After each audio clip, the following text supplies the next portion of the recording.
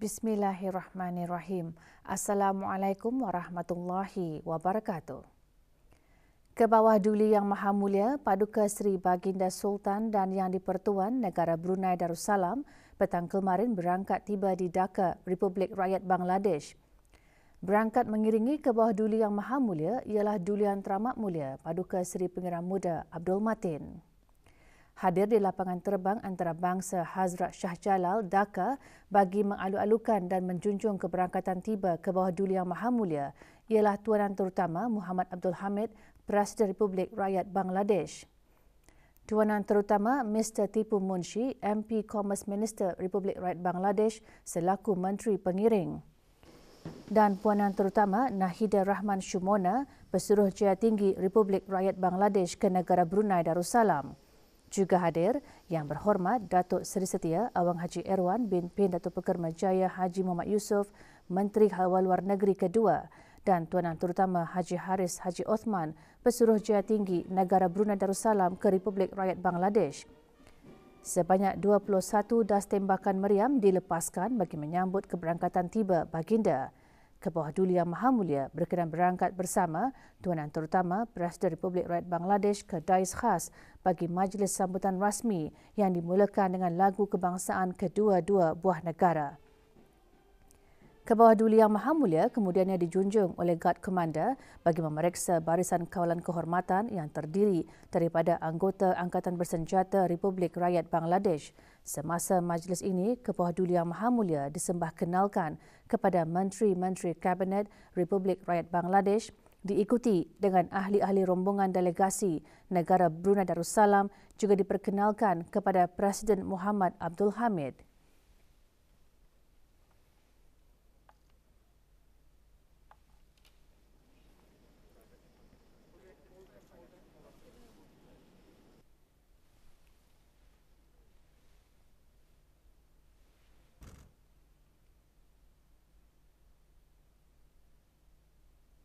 Keberangkatan negara Kebawah Duli Yang Maha Mulia ke Republik Rakyat Bangladesh adalah atas jemputan-jemputan Tuanan Terutama Muhammad Abdul Hamid, Presiden Republik Rakyat Bangladesh, dan Puanan Terutama Sheikh Hasina, Perdana Menteri Republik Rakyat Bangladesh. Ini adalah keberangkatan negara Kebawah Duli Yang Maha Mulia yang pertama ke negara berkenaan.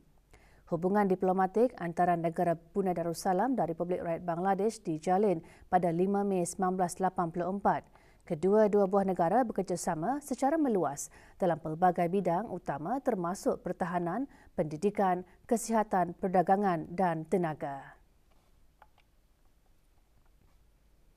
Status harian normal baharu COVID-19. 4 kes berada dalam kategori 4 iaitu memerlukan bantuan oksigen dan di bawah pemantauan rapi. Kementerian Kesihatan memaklumkan 320 kes dilaporkan sembuh.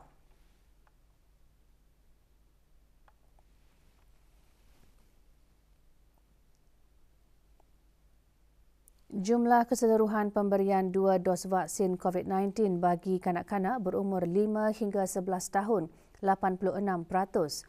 Bagi remaja berumur 12 hingga 17 tahun yang mendapat 3 dos vaksin, 61.6%, dan liputan bagi rakyat dan penduduk negara ini yang mendapatkan 3 dos vaksin 78.5%.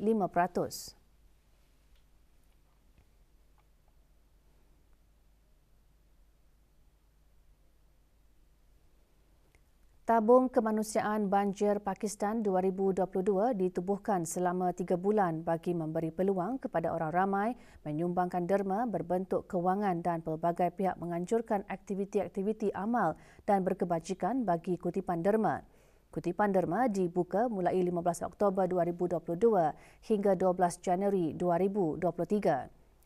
Berucap pada mesyuarat Jawatankuasa Kebangsaan Tabung Kemanusiaan Banjir Pakistan 2022, Yang Berhormat Datuk Seri Setia Awang Haji Nazmi bin Haji Muhammad, Menteri Kebudayaan Belia dan Sukan selaku penasihat bersama Jawatankuasa Kebangsaan Tabung Kemanusiaan Banjir Pakistan 2022 mengongsikan sejak bulan Ogos, Pakistan telah dilanda kejadian banjir paling teruk menjejaskan lebih 33 juta orang. Majlis berlangsung di Kementerian Kebudayaan Belia dan Sukan. adalah memberi peluang kepada para penderma untuk menyumbangkan derma berbentuk kawangan secara langsung dan bagi membolehkan pelbagai pihak untuk menganjurkan aktiviti-aktiviti amal dan berkebajikan bagi tujuan kutipan derma. Allahu Akbar. Majlis diselajurkan dengan pelancaran SMS Brunei Prihatin bagi tabung kemanusiaan banjir Pakistan 2022 yang disempurnakan oleh Yang Berhormat Perdana Khatib Datuk Paduka Seri Setia Ustaz Haji Awang Badarudin bin Pengarah Datuk Paduka Haji Awang Othman, Menteri Halwa Ugama selaku penasihat bersama. Salah satu kaedah kutipan derma ialah melalui kerjasama Data Stream Technology, DST Sdn Bhd, Progressive Sdn Bhd dan Imagine Sdn Bhd.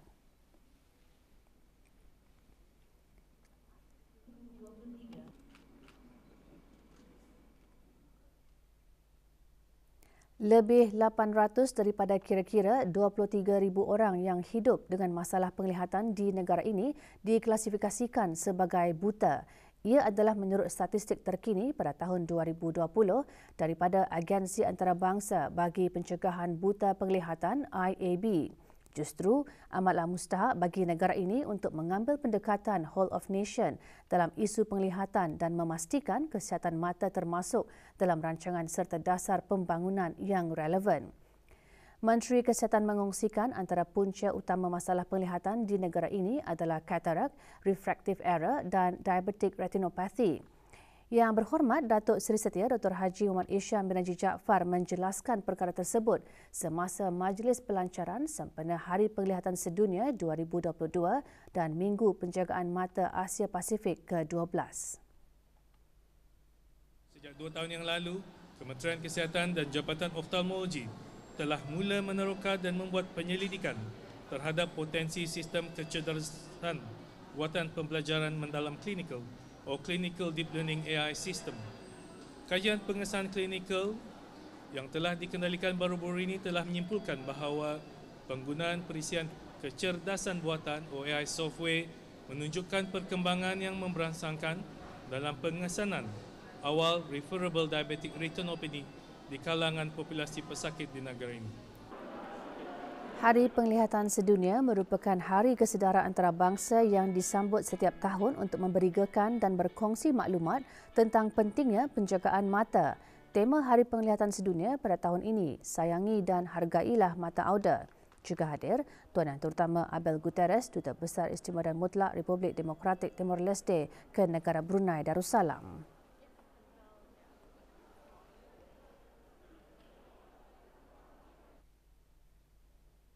Majlis-majlis keagamaan bersempena Majlis Sambutan Maulid Nabi Muhammad SAW terus diadakan di negara ini oleh pelbagai pihak. Kemarin, Kementerian Sumber-Sumber Utama dan Pelancongan dan jabatan-jabatan di bawahnya mengadakannya di kementerian berkenaan. Hadir Yang Berhormat Datuk Seri Setia Dr. Haji Abdul Manaf bin Najib Matusin, Menteri Sumber-Sumber Utama dan Pelancongan. Pengisian majlis, ceramah khas bertajuk Rasulullah Pemilik Akhlak yang Teragung yang antara lain menyebut Rasulullah tidak pernah mengeluh dalam menghadapi ujian, sabar dalam menyampaikan dakwah dan kalimah Allah. Diikat kakinya, badannya, tangannya diikat. Juga mengadakan majlis serupa Kementerian Pembangunan yang dikelolakan bersama Jabatan Perkhidmatan Teknikal dan Jabatan Perkhidmatan Mekanikal dan Elektrikal Jabatan Kerja Raya. Hadir Yang Berhormat Datuk Seri Setia Awang Haji Muhammad Juanda bin Haji Abdul Rashid, Menteri Pembangunan. Majlis diisikan dengan ceramah khas bertajuk Berselawat dan Amalkan Sunnah Meraih Syafaat. Sekali kena ucapkan selawat. Selawat macam-macam. Tapi paling-paling kurang saya mengucapkan Allahumma salli ala. Kelab PIK Kelab Keluarga diperbaharui yang dihasrat dapat membantu memberikan kegembiraan kepada keluarga dibuka secara rasmi petang kemarin.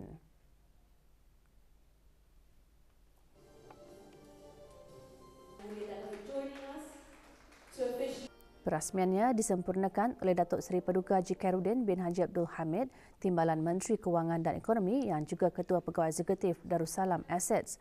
kelab berkenaan menyediakan pelbagai kemudahan seperti gym, kolam renang dan taman permainan kanak-kanak. Sebelumnya, kelab berkenaan dikenali sebagai kelab rekreasi di Raja Brunei.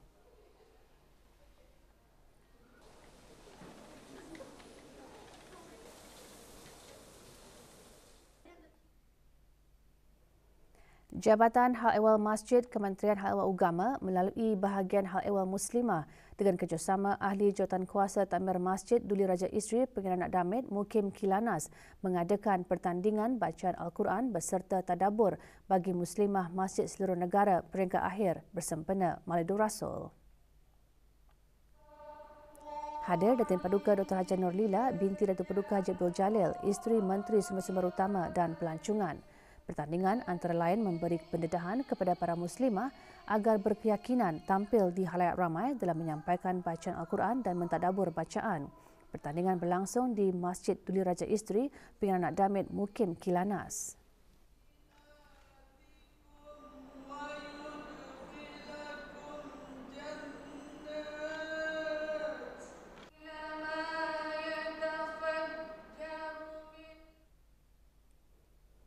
Lebih 400 kg sampah dikumpulkan semasa kempen kebersihan sungai yang dianjurkan bersama oleh Green Brunei dan Mitsubishi Corporation. Diadakan di Kampung Sungai Siamas, kempen merupakan salah satu projek pendidikan alam sekitar yang disokong oleh Jabatan Alam Sekitar Taman dan Rekreasi Jastri, Jabatan Bomba dan Penyelamat serta Jabatan Daerah Brunei dan Muara.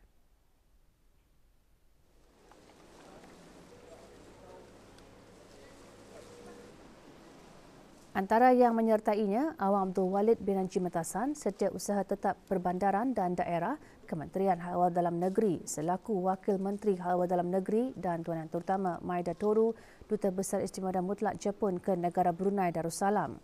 Kempen disertai oleh para sukarelawan dari Universiti Brunei Darussalam, Universiti Teknologi Brunei, Universiti Islam Sultan Sharif Ali, Sekolah Rendah Sungai Siamas, Sekretariat Perubahan Iklim Brunei, Kedutaan Jepun di negara ini dan penduduk kampung. Kempen antara lain bertujuan meningkatkan kesedaran tentang sungai yang bersih untuk masa depan yang lestari.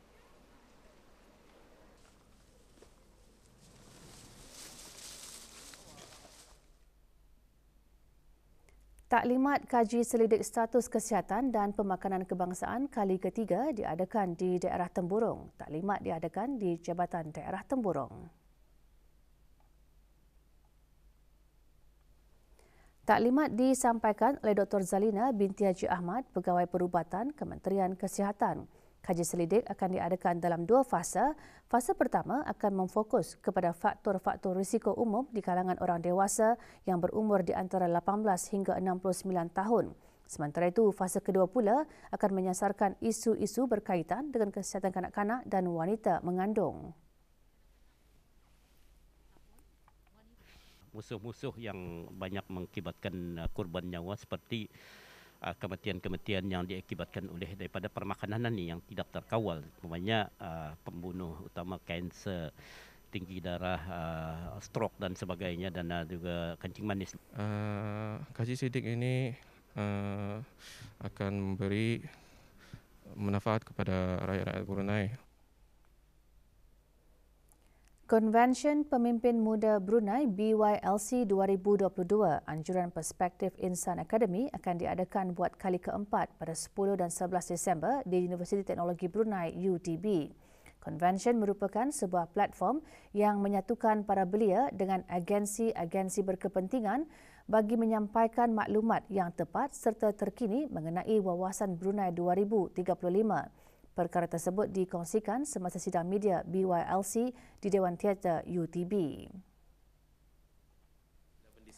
Awang Iswandi bin Ahmad, Ketua Pegawai Eksekutif Perspektif Insan Akademi berkata BYLC dibukakan kepada para belia berusia antara 15 hingga 35 tahun dan pemimpin belia tidak melebihi 45 tahun.